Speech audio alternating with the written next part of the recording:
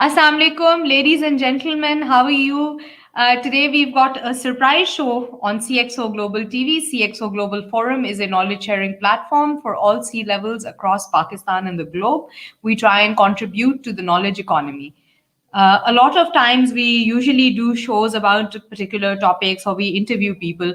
Ahmed Javaid Saab is here with us today. He is, a member of ours, and he is someone with extensive years of experience in the IT and specifically cyber security sector. He's a cyber security strategist. And the need of the hour is that we've been hearing, obviously, post pandemic, as businesses have had to make the switch and go towards digital transformation. A lot of businesses have had to switch, and even individually, their screen time has increased, our use on the internet has increased. But that in itself also brings a lot of threats. To discuss further about how we can keep ourselves secure. We made ourselves secure from corona, from the pandemic, with a vaccine. But Emma Javed Saab is joining us today, and he's going to explain to us on what cybersecurity threats exist around us and how we can keep ourselves secure. How are you, sir? I'm very good. Bismillah Rahman Rahim. First of all, I would like to thank you for inviting me on your show. And I'm privileged to be part of the CXA Global Forum as usual. And I'm more than glad to share my experiences and the case studies related to cybersecurity attacks and the current trends these days, which we need to be aware of. Absolutely. Ahmed Saab, just before we begin with our official questions, I have very pertinent topic that a lot of I've seen observed a lot around me, especially after a lot of businesses and even the education sector has been digitally transformed in the last year. There is a lack of digital trust, and I mean that in a lot of sectors, even the banking sector, people are not still not very comfortable with using online payment gateways, or for Yeah. example trusting their kids with online classes. So would you like to elaborate a little about what digital trust is before we can move on to cybersecurity? Yeah, definitely, definitely. I think digital process primarily nothing else is just a more sophisticated area where basically cybersecurity and the business strategy converge together. It's all about the similar old philosophy of having a trustworthy relationship with your suppliers, your customers, your internal and external stakeholders. But if you apply the same concept using the digital means to deliver a quality service to your customers and expect like you invest in developing the trustworthy relationships, that's all about the study of digital trust. That Right. primarily comprising of three pillars, which is one is as I always say, in a normal real life, the trust lies with respect, empathy, and um, integrity.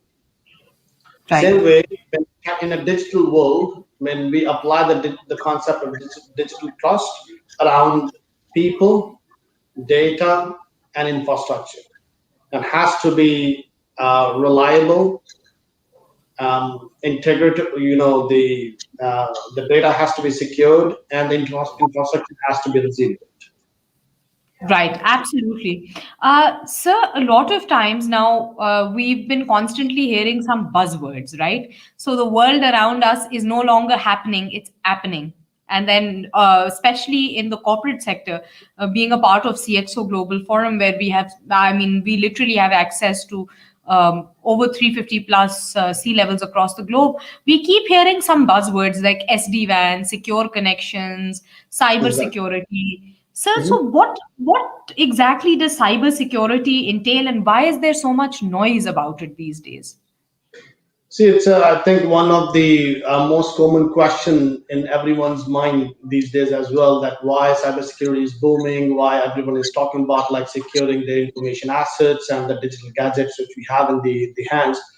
There is nothing else. It's just the same old ideology of a human mindset that human mind is risk aware, and they are basically, as an example, when we drive a car, there is a sense of like insecurity that we might face an accident, so we have to adopt some precautionary measures. Similarly, Mm-hmm. that goes in the cybersecurity world. The more technology we use, we are more prone to those risks which we are generally people are not aware of. Right. Cybersecurity is all about like putting all the efforts and preventive measures to protect us from our technology gadgets which we are using, such as our mobile phones, our laptops, our computers, to not to be accessed or used in an unauthorized way or in a malicious way. So that is So rather why than offensive, it's a defensive strategy. it's Right. always a combination of it. So primarily these days is another buzzword is you might have heard about the zero trust model. Yes. That's actually came from our same like the defense sector, where they start implementing the preventive or defensive measures, keeping this mind that not to trust anything. Yeah. Zero So sum game.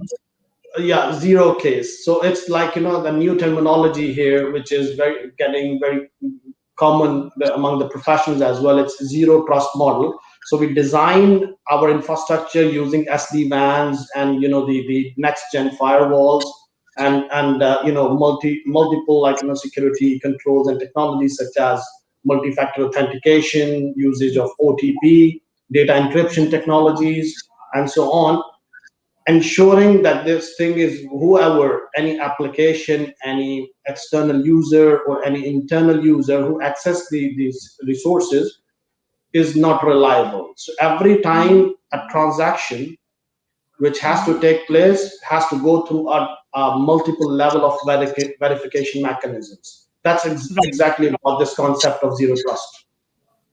Right. So, you mentioned about using like firewalls and SD-WAN and everything. A lot of times, I mean, I've seen this being used, and even in some certain businesses, I would not like to name, but often they try and jailbreak certain softwares in order to save up for the costs. And I see a lot of VPN usage. So, what is this buzzword when you talk about VPN? And should they be allowed? Is there what is the scenario here, and how um, do they put businesses and just data and personal information at risk? See, VPN is a very, I think, the old technology. I mean, it got Hmm. invented back in late 70s. It is just a mechanism to extend your overall organization's network to be accessible from any any other geography. So it's virtually becomes you when you connect to your organization, you virtually becomes a part of your organization network. That's why it's virtual private network. You are not exposed to the external the internet and all that. However, the the the the, the means which you are using to connect to your organization to join as through a VPN connection, that's exactly is exposed to multiple risks which you're using the connection from ISP. How secure is that? So we have to consider the security measures for each and every layer of communication, such as if we are sitting at home, we are using like maybe a Wi-Fi router or any other means to connect the internet or home DSL, and it our connection to the servers are going through multiple hops. So each Yeah. layer has its own security risks and the exposures. So we need to be careful while using such connections, especially when we are sitting in a public location such as airport lounges or coffee shops where you are using free Wi-Fi. So Hmm. my suggestions to everyone who is listening to me is not to use public Wi-Fi's. Okay. Yeah, All right. everything All is right. visible. Everything is readable there. Right. And so, one of the other concerns that we often get is that there is a lot of talk about, like end to end authentication. End-to-end authentication, Yeah. even with WhatsApp now we know that there was an issue with Signal, and a lot of people switched to Signal and Telegram. Was this just a PR tragedy, or was there some truth to it? Actually, primarily just a slight correction is it's end-to-end encryption.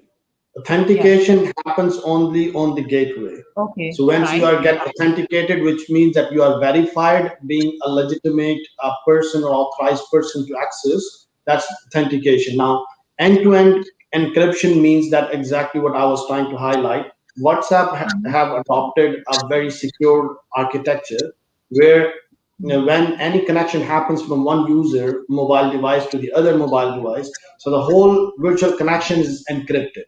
So even if anyone who is trying to sniff the data from in the middle and trying to steal the information and trying to see what exactly is being spoken and what exactly has been sent, they will get the encrypted data, which will be garbage. They need a very strong means to break that encryption, which is not easy, which is almost Right. near to impossible.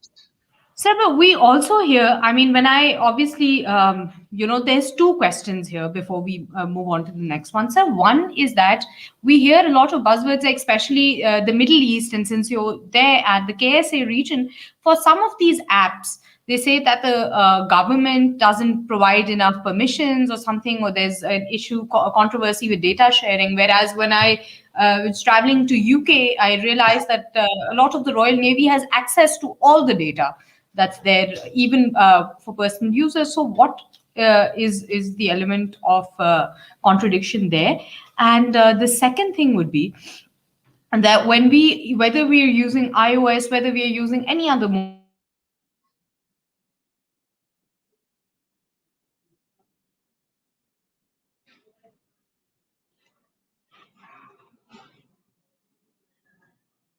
we always have to ensure that Hello, Anja. I think I lost you.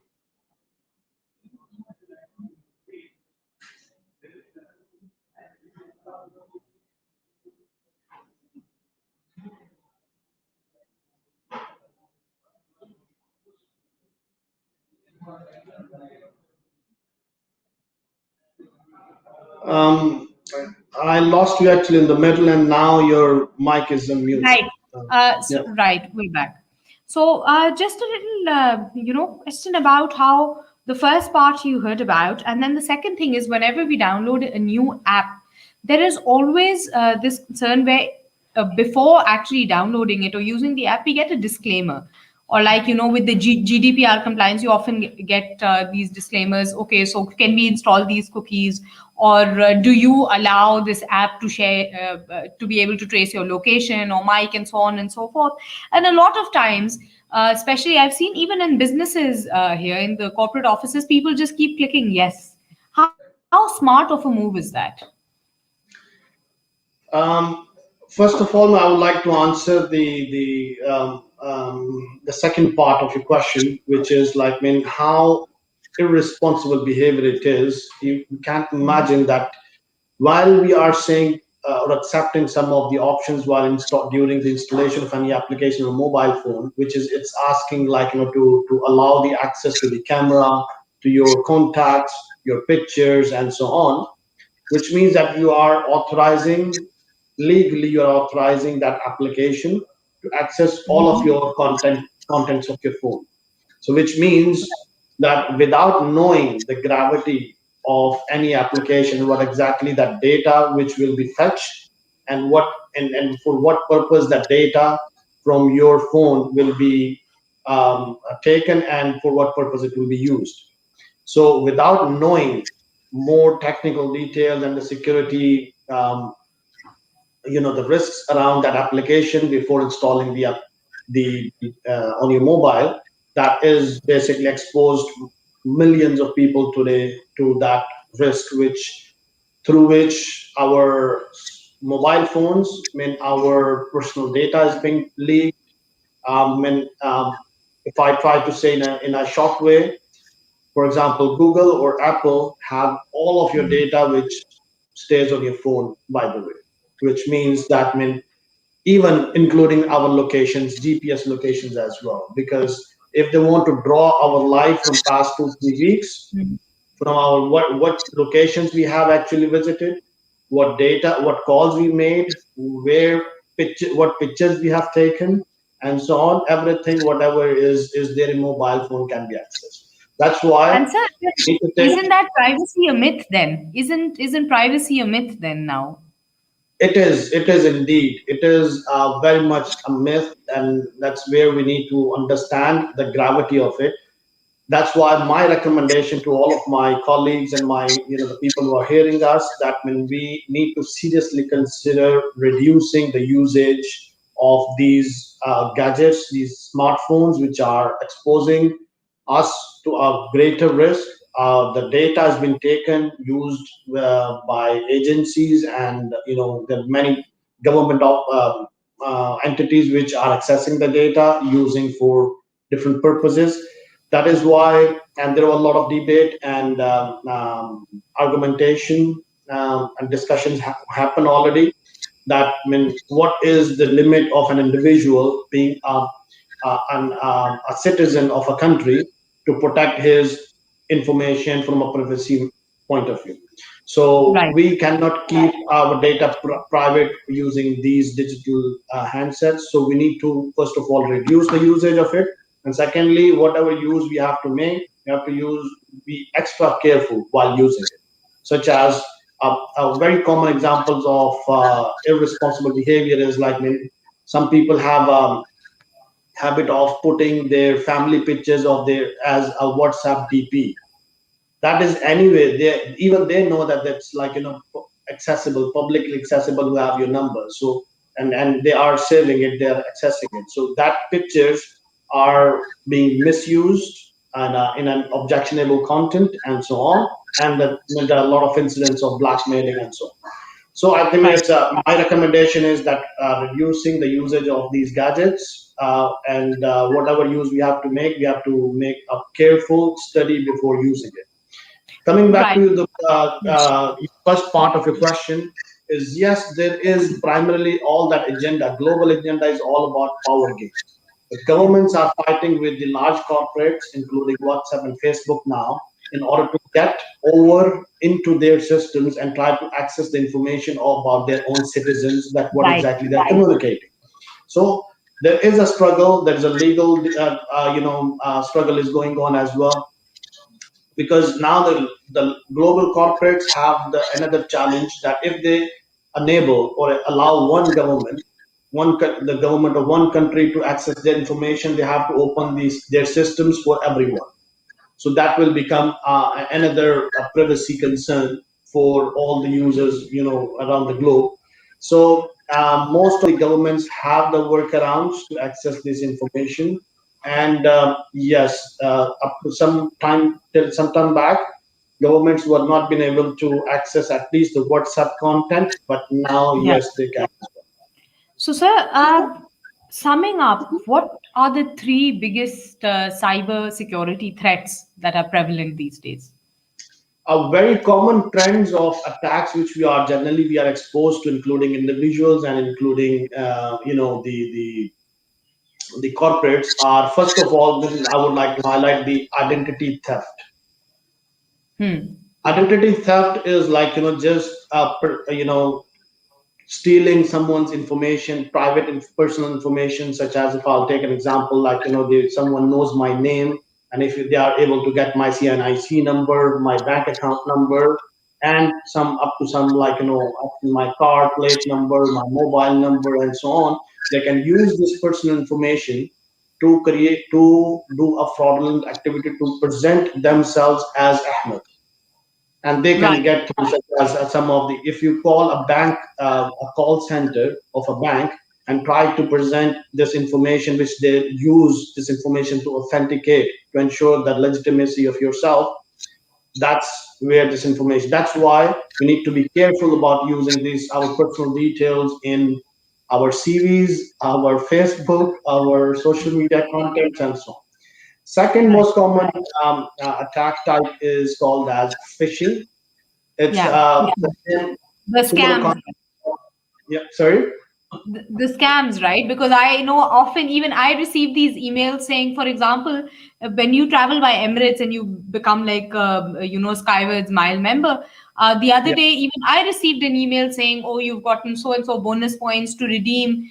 Please enter your personal account number and everything." And that seemed very fishy to me. And I've seen this happen to a lot of businesses. Like you often get like emails from Virgin Atlantic, "Oh, you've been hired," and one keeps thinking we haven't even shared our CV here. Yeah. So you know, So now we need to understand the scams, like, they are getting more sophisticated, more targeted. When there are mhm. multiple channels which are being used, such as like through SMS, through telephone, through emails, and so on. And that's why we need to understand what exactly the techniques which are being used. So there's nothing technical here. This is basically a technique of social engineering to exploit the Right, human psychology. On the right, other side, the third most common type of cyber attack is a brute force attack, which is basically you apply an the specialized tools which applies different combinations of the passwords, and they attempt to break the password by guessing it. So there are different ways to prevent that. One common preventive measure for this is the multi-factor authentication, yeah, because multi-factor authentication is like, that you someone has to get more than one level of authentication mechanism. Something you have, which is your password, or something which is like, your password, and something you have, which is one time password, which is OTP, generally what we receive on the mobile phone. right. What we usually So use for phone banking and yeah, mobile banking. Right, exactly. So the preventive strategies or preventive measures actually starts with the right awareness about these trends. If we right, don't know more about what technologies we are using, we will not be able to protect ourselves. We will not be able to change our habits to use these gadgets in a more secured and effective manner. That's why learn more about it, try to get a more updates or these trends and preventive strategies from the right experts in the domain. And then I will be available if anyone would like to reach out to me. My yes. contact details I can share with the CXO Global Forum. Yes. Thank you so much, sir, for your time. This has been a very informative session. We will do another one with you about the use of artificial intelligence and its role in cybersecurity in particular. For those of you who want to get in touch, please, you can visit CXO Global Forum's website and look Mr. Ahmed Javaid up on LinkedIn. We will be planning more shows. Stay tuned. Thank you so much for your time. Khuda Hafiz. My pleasure. Thank you. Allah Hafiz.